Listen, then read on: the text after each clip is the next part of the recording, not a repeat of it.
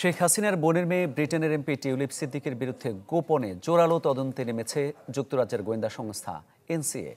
গেল ডিসেম্বরে ঢাকায় আসেন সংস্থাটির ৩ সদস্যের গোয়েন্দা দল। টিউলিপের বিরুদ্ধে তারা সংগ্রহ করেন একাধিক তথ্য। যুক্তরাজ্য ভিত্তিক গণমাধ্যম ডেইলি মেলের বিশেষ প্রতিবেদনে উঠে আসে এসব তথ্য।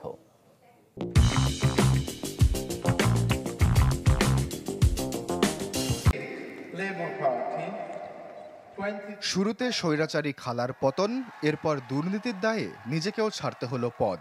তবুও যেন নিস্তার নেই ব্রিটেনের সাবেক সিটি মিনিস্টার টিউলিপ সিদ্দিকির। তার বিরুদ্ধে কোমর বেঁধে তদন্তে নেমেছে যুক্তরাজ্যের গোয়েন্দা সংস্থা এনসিএ। খানিকটা গোপনে কিন্তু জোরালো এই অনুসন্ধানে খতিয়ে দেখা হচ্ছে টিউলিপের রাজনৈতিক ক্যারিয়ারের আদ্যোপান্ত। এজন্য সম্প্রতি বাংলাদেশে এসেছিলেন এনসিএর কর্মকর্তারা। যুক্তরাজ্য ভিত্তিক গণমাধ্যম ডেইলি মেইলের বিশেষ আয়োজন দ্য মেইল অন সানডের প্রতিবেদনে উঠে আসে এ তথ্য।